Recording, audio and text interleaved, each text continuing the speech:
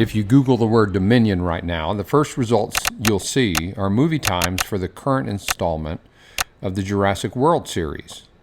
But after results for the movie comes the definition you see in front of you, taken from an online service provided by Oxford Languages, publishers of the Oxford English Dictionary, which is widely regarded as the foremost authority on the English language.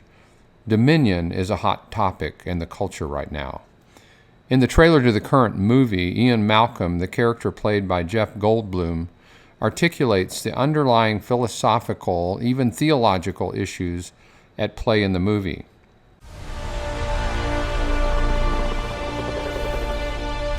We're racing toward the extinction of our species. We not only lack dominion over nature, we're subordinate to it.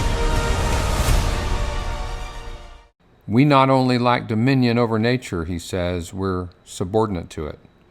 Humanity's place and purpose in the world is ground zero of the culturally contentious issues of our time. It lurks within all of our disputes over identity, sexuality, gender, marriage, abortion, environmentalism, and climate change. And central to the question of our place is the question of human dominion. The Bible teaches in the creation story of Genesis chapter 1 that human beings were given a place of dominion in the world and the task of ruling over it. Human beings are not, as environmentalist David Attenborough suggested, a virus on the planet. We not only belong here, we rule here. We are stewards of God's world, given authority to rule over the created order, and everything God has made is to be received for our benefit with thanksgiving. That's what it says in 1 Timothy 4, verse 4. This is a deeply subversive point of view in our current moment. The dominant mythology of modern Western culture is that human beings are usurpers and interlopers. We're told we must conceive of ourselves as a lethal threat to the planet. Young people are being taught to restrain their ambition, to cancel their optimism, and to feel positively guilty about their very existence in the world as human beings. When those of us who are older are tempted to look down our noses at the lack of competence in the youngest generations, we should remind ourselves that they may have been victimized by years of education, which has indoctrinated them into thinking of themselves as a pox upon the world. Jordan Peterson has been described at times as someone who is not far from the kingdom of God. He is someone who understands the crushing damage being done to young people by keeping the truth from them about their place in creation. When asked what redemptive message he would have for incoming college freshmen, Peterson had this to say. Incoming freshmen next year, University of Toronto, Stanford University, 18-year-old kids coming into this. We've been through 3 years of COVID. I won't rehearse it all. Mm-hmm. One sentence. What would you say to them as they begin university at the age of 18 or 19? What's the restorative, the redemptive sentence? What should they do?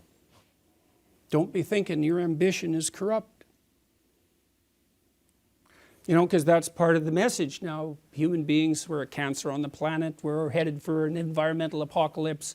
The entire historical structure is nothing but atrocity, etc., etc. Anyone with any ethical aim whatsoever is just going to pull back. You don't want to manifest any ambition, support the patriarchal structure, exploit the environment. You've got to crush yourself down. You shouldn't even have any children.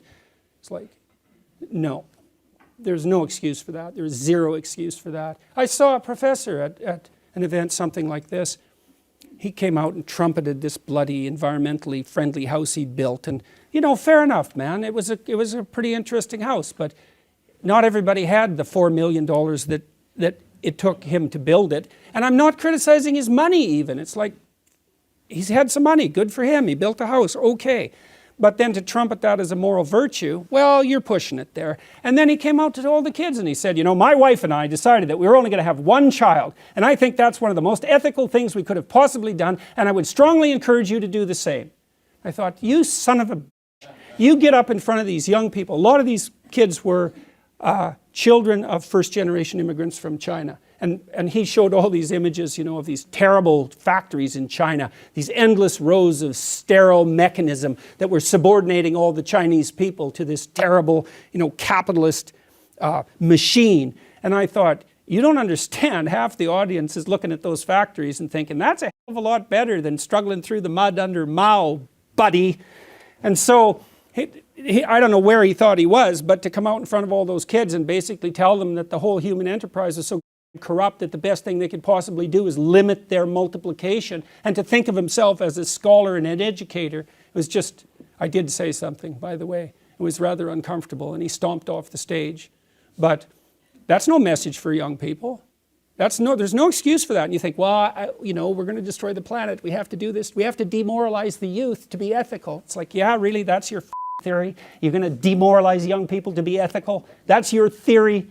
It's like, you should go home and think about that for like a year. And I'm passionate about this, because you have no idea how many people that's killing. You have no idea. I see people everywhere, all over the world. They're so demoralized, especially young people with a conscience, because they've been told since they were little that there's nothing to them but corruption and power. It's like, how the hell do you expect them to react? Well, I shouldn't do anything then, The Bible casts a very different vision for the place of human beings than the one that bombards us on every side. The biblical vision is nothing like what we hear from movies or music or social media. One of the overarching themes of the biblical creation story is fruitfulness. God paints a picture of a world of reproductive profusion, with human beings leading the reproductive parade while acting as God's vice-regents over the created order. God's intention is that human beings will alter, order, and improve the natural world. We are not to treat it as untouchable or to worship it. We are to rule over it. When Ian Malcolm declares in Jurassic World that we not only lack dominion, but we're actually subordinate to nature, he's not telling the truth. We have the God-given power and the authority we need. We need only be willing to exercise the dominion God has given us. Many of our current troubles are directly related to a widespread belief that human beings do not occupy a place of rightful dominion. In the first letter the Apostle Paul wrote to Timothy, in chapter 4, he described a time in the future in which, quote, some will abandon the faith and follow deceiving spirits and things taught by demons. What are the things taught by demons, you ask? Why, they involve reducing the prevalence of marriage, the very context in which human fruitfulness can sustainably exist. These demonic teachings also take the form of insisting that human beings should refrain from using those very things in the natural world that God has provided to sustain us. Sound familiar? Here's the thing. You and I are in the world for a reason, and that reason does not involve cowering and lamenting over ourselves as if we were some kind of invasive species. Don't listen to the lies.